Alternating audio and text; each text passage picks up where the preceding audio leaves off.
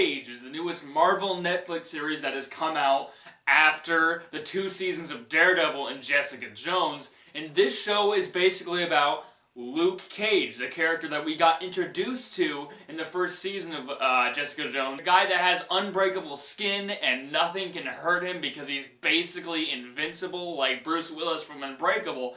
And this guy moves to Harlem after the events of Jessica Jones and he stays there. He's trying to have a normal, calm life. A lot of things have happened to this guy in his past and he's trying to just have a calm, normal life in Harlem where he grew up. But there's this guy called Cottonmouth who's causing trouble all over Harlem, and he causes the death of a character that's very important to Luke Cage, and so Luke Cage needs to stop Cottonmouth and help Harlem, and he basically becomes the hero of Harlem. And it's a further exploration of this character than we ever got to see in Jessica Jones. So guys, I was super excited for Luke Cage, mainly because I love what Marvel Netflix has been doing so far. Nothing they've put out has disappointed me. I absolutely love the first season of Daredevil, and the second season wasn't quite as good, but it's still incredible. And Jessica Jones was just as good, if not better than Daredevil. So I was so excited to see what else Marvel Netflix could do, and I really liked the Luke Cage character from Jessica Jones, and I really wanted to see more about him.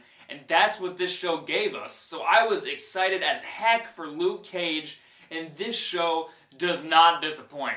This show is so good. Marvel Netflix has done it again with this show. I can't believe how good everything Marvel Netflix has done. I mean, they're honestly probably gonna get better than the Marvel movies are. Let's start off with Mike Colter as Luke Cage.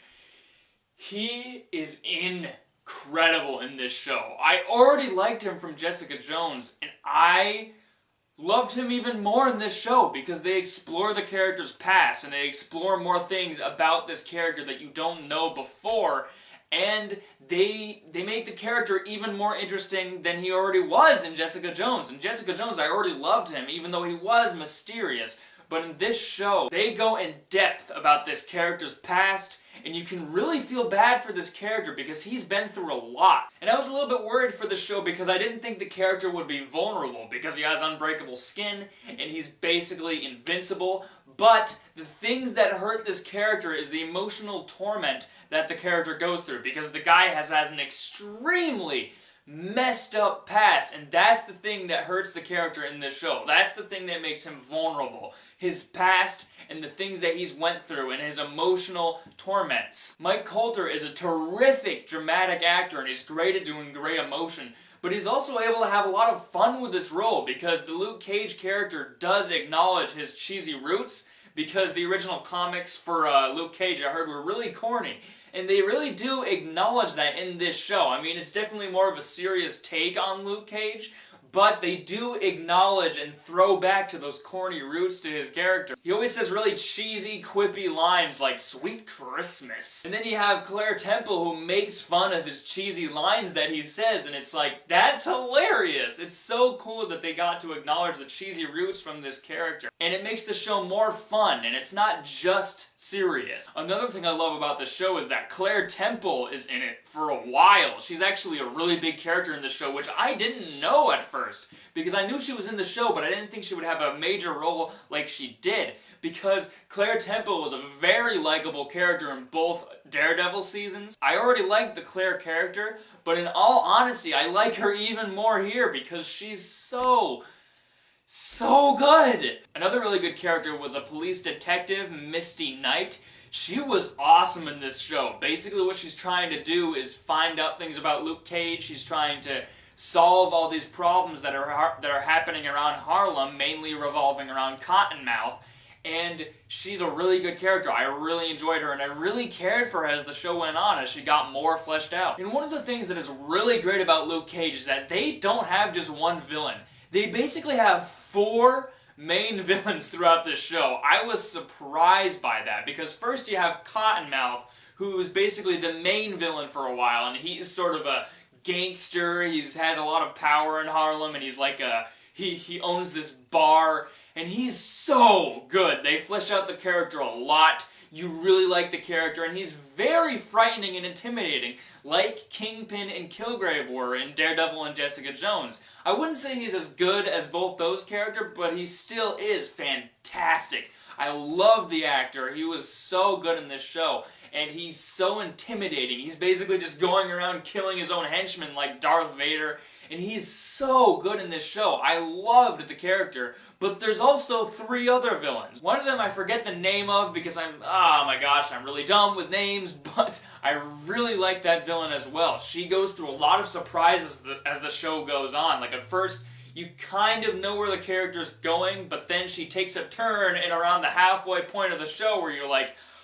okay, I did not expect that. It's basically a turning point for the entire show, and after that moment in the show gets extremely unpredictable, and her character was so riveting throughout this show. It's a character you love to hate because she always gets away with things that she shouldn't have gotten away with, and she's so good in this show. And also, another one of the main villains is also Diamondback. Not gonna say much about that character as well because he comes in later and you don't know much about this character when you're going in, but he basically has a past with Luke Cage that was an incredibly riveting part of the show, and I love that part of the show because they go through flashbacks of Luke Cage's character. Throughout the show, you're wondering why these events happened. You're wondering why these occurred. And it's a really great mystery of the show. One of the things that keep you invested in the show, the mystery surrounding Luke Cage's past with Diamondback. And Diamondback was another incredible villain of this show. I was so surprised by the amount of good villains they had in this show. It was crazy. The show is also incredibly suspenseful, and the action is just jaw-dropping. There isn't as much frequent action as Daredevil, because Daredevil is basically non-stop action for 13 episodes straight, but Luke Cage has a lot less action because it's more of a character piece than a superhero show, but when the action is there, it's so good. There is enough to hold you over if you want a lot of Luke Cage action. There is enough. There just isn't tons of it, but when it's there, it's so good. It kicks so much butt. There are so many suspenseful things about Luke Cage, especially because the characters are so good and you care about them so much, and there are so many moments of suspense, especially with the later episodes of the show, because the show, for me, got progressively better. At first, I was thinking, hey, maybe this isn't going to be as good as Daredevil or Jessica Jones, but as the show kept progressing, I was constantly just thinking, this is getting better and better. This is just as good as Daredevil and Jessica Jones. I can't believe how great Marvel Netflix is doing. And there's also really great references to the other shows that I really liked, and references to the Marvel Cinematic Universe, since this does take place in the Marvel Cinematic Universe.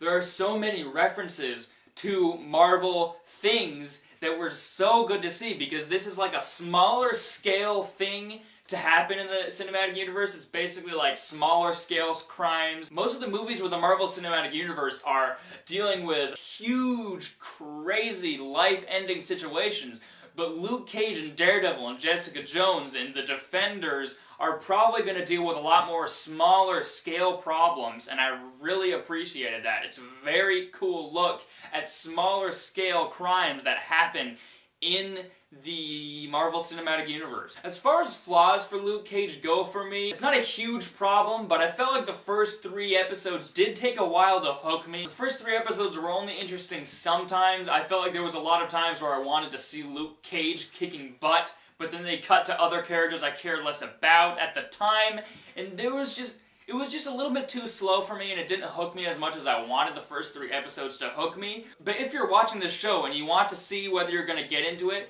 watch up until episode 5. Watch the first 4 episodes, because episode 4 is when the show gets incredible. When I saw episode 4, I was like, this show is going to be incredible from here on out, and it is. It's just the first 3 episodes have a little bit of a rocky start, but overall, Luke Cage is an incredible show. It's making me so excited for whatever else Marvel Netflix is going to do. I mean, we're going to get Iron Fist, we're going to get The Punisher, we're going to get The Defenders, all in 1 year. In 2017, we're going to get all 3 of those shows, and I'm so excited because Marvel Netflix is really owning the superhero scene. There's nothing disappointing about the Marvel Netflix shows so far, and I am so excited, especially with the recent news of Sigourney Weaver being the villain of Defenders.